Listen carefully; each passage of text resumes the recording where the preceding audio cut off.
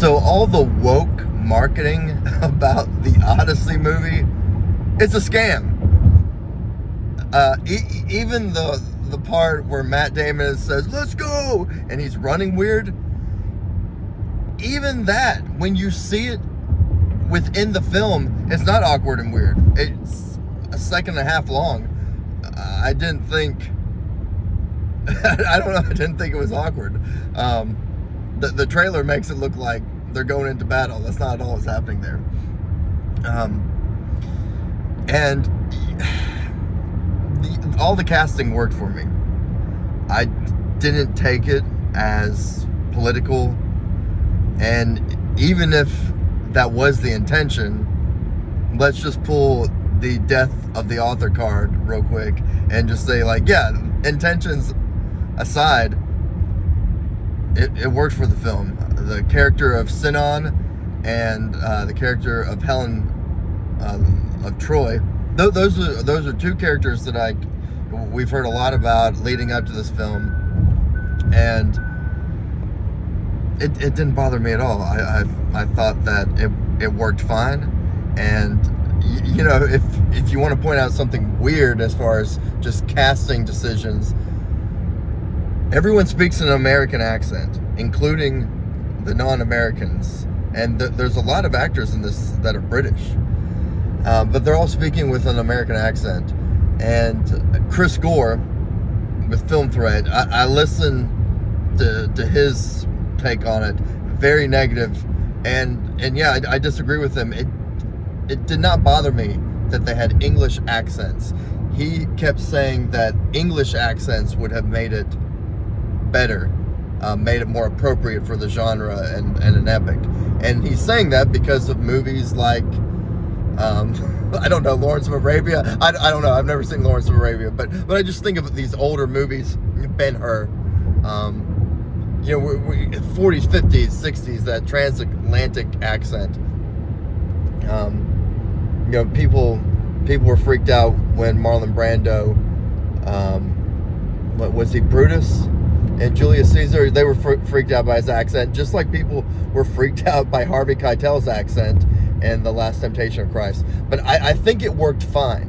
It also did not bother me that it's Matt Damon and Zendaya and Anne Hathaway, Tom Holland, all these huge stars. One, I probably haven't seen a Nolan film since the Batman one that had Anne Hathaway in it.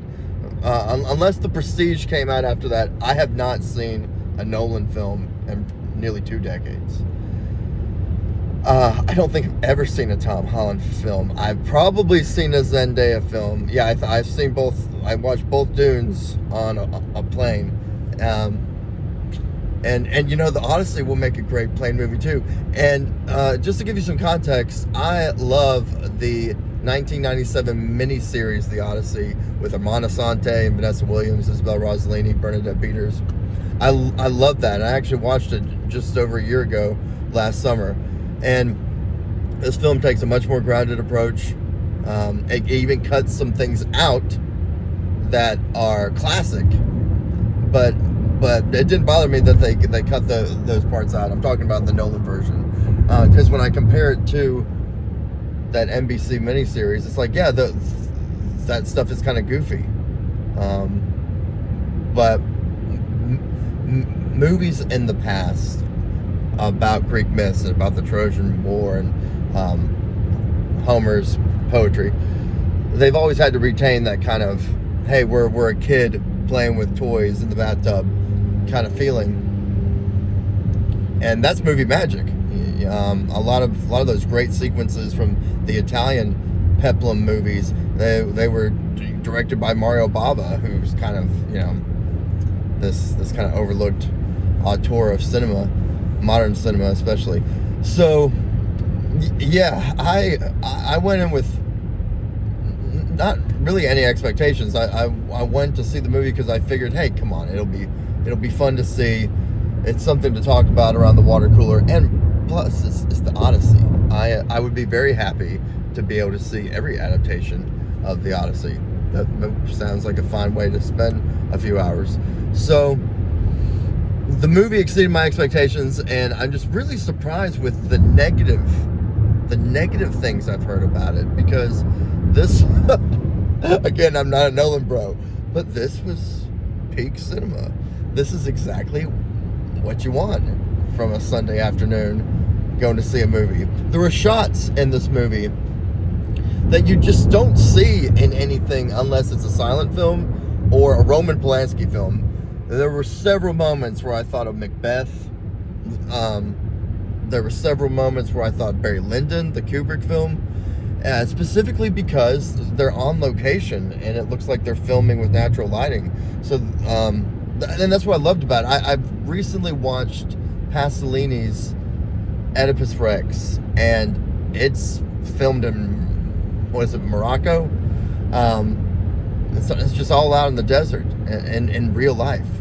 And so even if the costumes aren't that great in that film, it's cool. It has this grounded, very no budget vibe to it, but it's also a myth, or an ancient play with mythic content to it.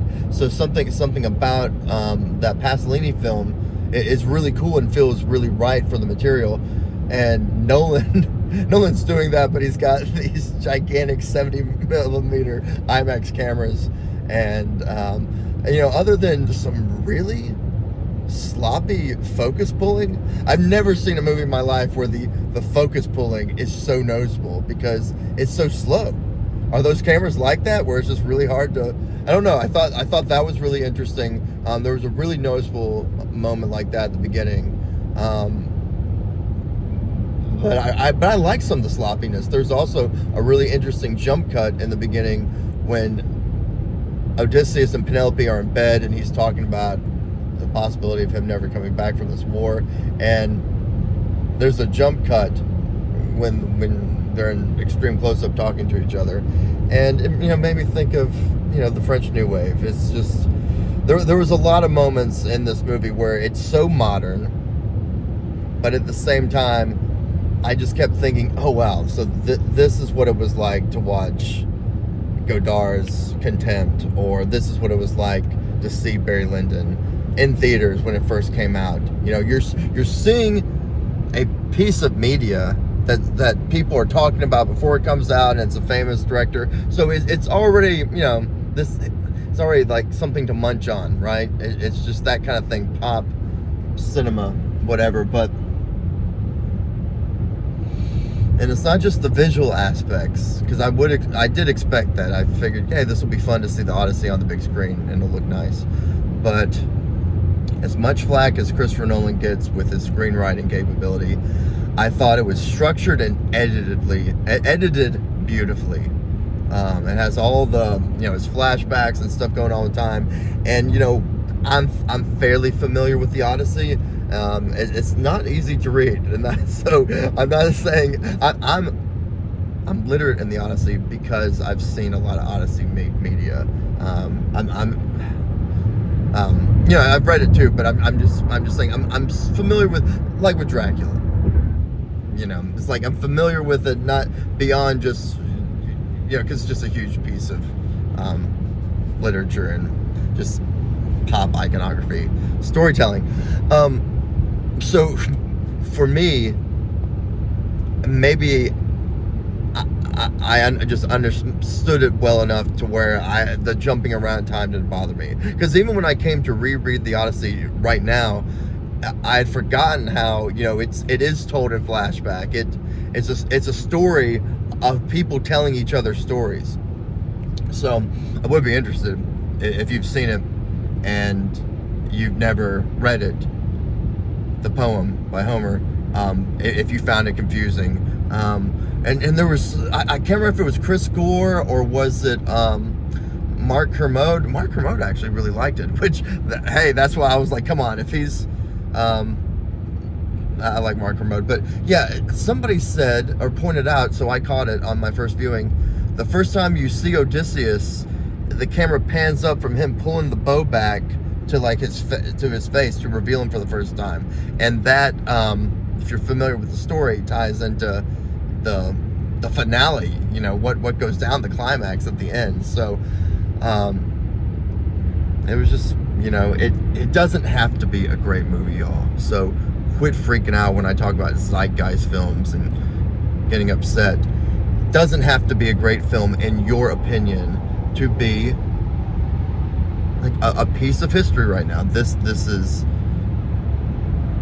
I'm not even a Nolan bro, but we are seeing somebody with all the resources make an adaptation of, you know, the greatest story ever told. And I'm saying that as a Christian. I'm saying, you know, literature, the greatest piece of literature. And I think who is Chris Gore's partner on Film Thread? I think he even said it is the Bible, and it is the Iliad and the Odyssey. Like, that really is civilization. Well, whoever said that, you are right.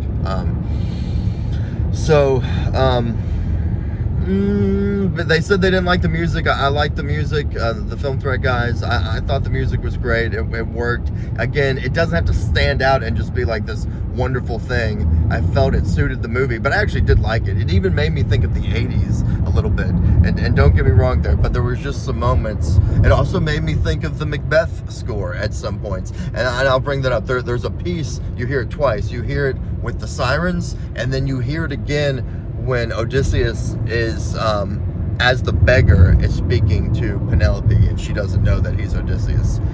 So I thought that was a really cool directorial decision to have that piece of music playing when he's talking to his wife, and she's kind of realizing all this terrible stuff, you know, that has come of them winning the war. Yeah, beautiful moment. So I'm gonna end it on that. Y'all go see the Odyssey. It may be one of my favorite films. I really liked it, and I was really grateful to see it in theaters. And cheers to the artists.